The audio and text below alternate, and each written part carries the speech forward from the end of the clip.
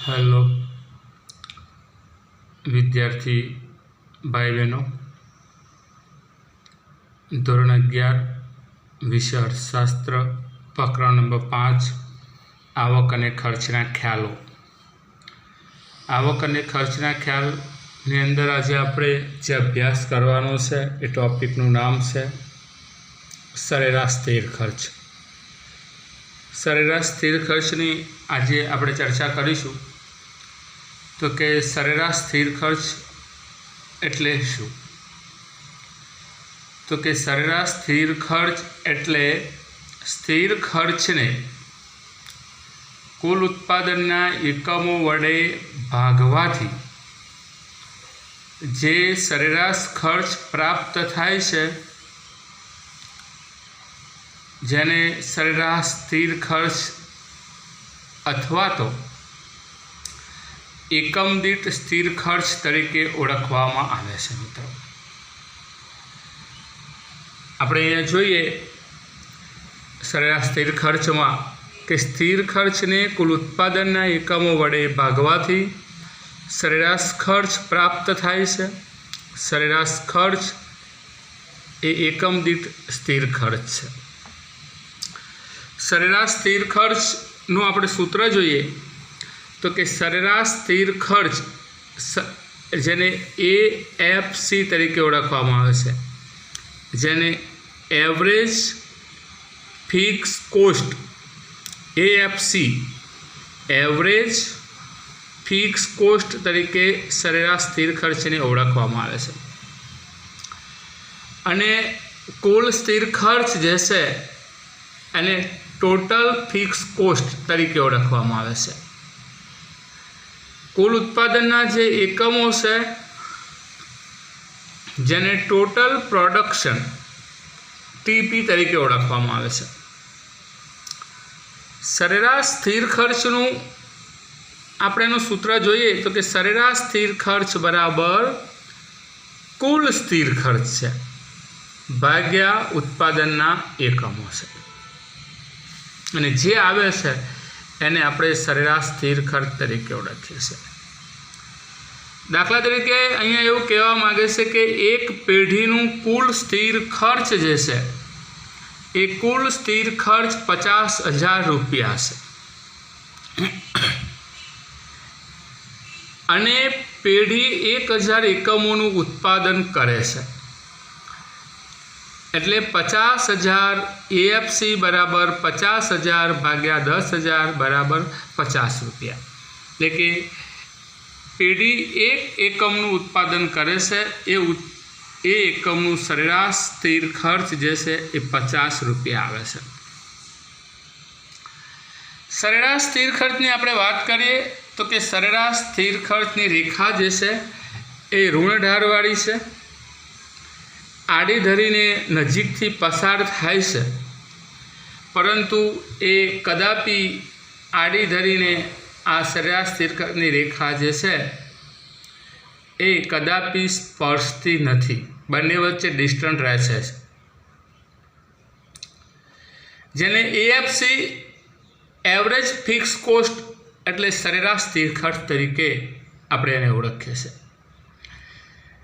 AFC जे छे सरेराश fix coast जे छे ए कोईपण संजोगोमां शून्य बनतुं नथी, एटले कि जीरो थतुं नथी, केम के उत्पादन वधतुं ज जाय छे एम एनी सरेराश जे छे ए वधती ज जाय छे। एटले क्यारे सरेराश खर्चनी रेखा जे छे AFC अने सरेराश खर्च जे छे ए शून्य बनतुं नथी। जेम जेम उत्पादन वधे छे तेम तेम कुल स्थिर खर्च वधुने वधु एकमों वच्चे वहेंचावाना कारणे तेथी उत्पादन जे छे ए वधवाना कारणे स्थिर खर्च जे छे ए घटतो जाय छे। एटले आपणे कहीए छे कि उत्पादन जेम जेम वधे छे एम एम खर्च जे छे ए सरेराश खर्चनी रेखा नीचे आवे छे, एटले कि स्थिर खर्च जे छे ए घटतो जतो जोवा मळे छे। माटे आपणे एवुं कही शकीए छीए कि सरेराश स्थिर खर्चनी रेखा ऋण ढारवाળી छे જે આપણે આ આકૃતિમાં બતાવી છે. સરેરાશ સ્થિર ખર્ચની રેખા એ ઉપરથી શરૂ થાય છે અને નીચે તરફ આવે છે. જેમ જેમ ઉત્પાદન જે છે એ વધતું જાય છે એમ એમ જે છે એ સરેરાશ સ્થિર ખર્ચ જે છે એ ઘટતો જતો જોવા મળે છે. આપણે એને પદ્ધતિસર અનુસૂચિ દ્વારા જોઈએ.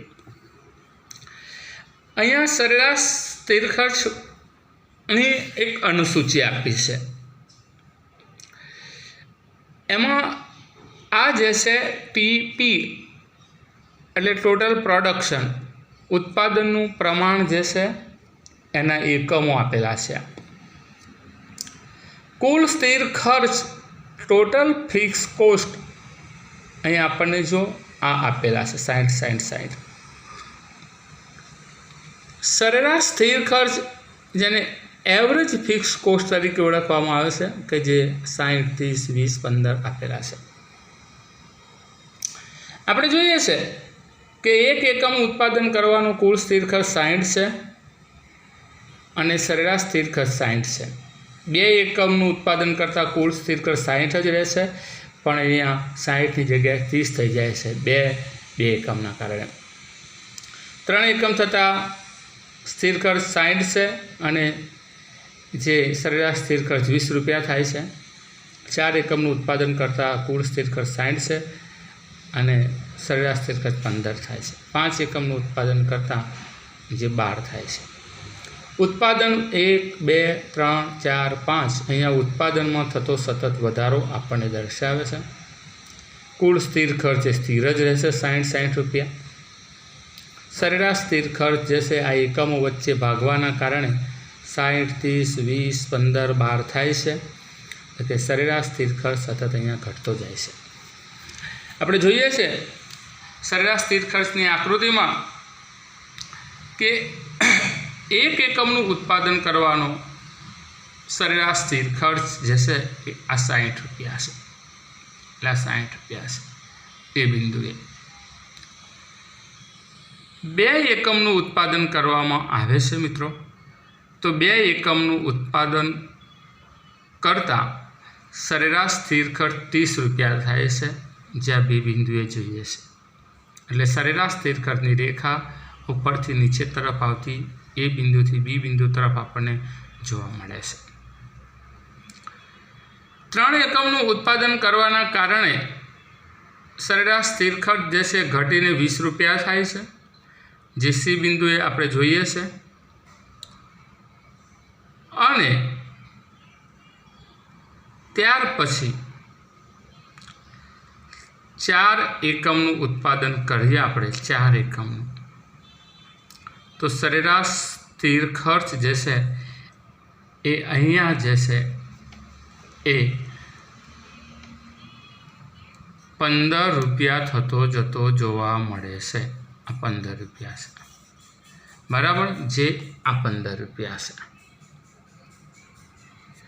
એટલે આપણે જોઈએ છે કે ચોથા એકમનું ઉત્પાદન કરતાં સરેરાશ સ્થિર ખર્ચ 15 રૂપિયા થાય છે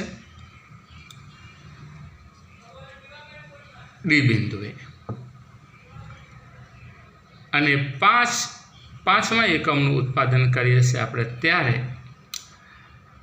સરેરાશ ખર્ચ જે છે એ ઘટીને 15 થી 12 રૂપિયા થાય છે. અહીંયા તો કે અહીંયા 12 રૂપિયા થવાના કારણે એટલે કે 5 એકમનું ઉત્પાદન કરતાં આ જે છે એ 12 રૂપિયા એનો ખર્ચ થાય છે એ બિંદુએ. આપણે આ આકૃતિની અંદર એ જ જોવાનું છે કે ઉત્પાદનના એકમો ઉત્પાદન જેમ જેમ વધારતા જાય છે તેમ તેમ સરેરાશ સ્થિર ખર્ચ જે છે 60, ત્યાર પછી 30, ત્યાર પછી 20, પછી 15 અને છેલ્લે 12 રૂપિયા આવે છે. સરેરાશ સ્થિર ખર્ચની રેખા ઉપરથી શરૂ થાય છે, જે આ રેખા ઉપર આપણને બી, સી, ડી, ઈ આ બધા બિંદુઓ આપણને દેખાય છે. જે આપણે એક રેખા ઉપર લઈએ છીએ, જે સરેરાશ સ્થિર ખર્ચની રેખા છે, જે ઉપરથી શરૂ થાય છે, નીચે તરફ આવે છે, પરંતુ સરેરાશ સ્થિર ખર્ચની રેખા OX રેખાને ક્યારેય સ્પર્શતી નથી. સરેરાશ ખર્ચની રેખા એ ઋણ ઢાળ ધરાવે છે, બરાબર, જે ઉપરથી થઈને નીચે તરફ આવતી જતી આપણને જોવા મળે છે. તો આ જે છે એ સરેરાશ સ્થિર ખર્ચ છે. કોઈક વાર એવું પૂછાય કે સરેરાશ સ્થિર ખર્ચ વિશે અનુસૂચિ અને આકૃતિ દ્વારા એનું વર્ણન કરો. તો આ જે છે આ પ્રમાણે તમારે મિત્રો કરવાનું રહેશે. તો આ જે છે સરેરાશ સ્થિર ખર્ચની આકૃતિ છે. વિદ્યાર્થી મિત્રો, કોઈ પ્રશ્ન હોય તો મને જણાવતા રહેજો. કોઈ પણ તકલીફ હોય તો એનું સોલ્યુશન શૈક્ષણિક બાબતમાં હશે તો આપણે કરીશું. અથાસ્તુ તસ્તુ.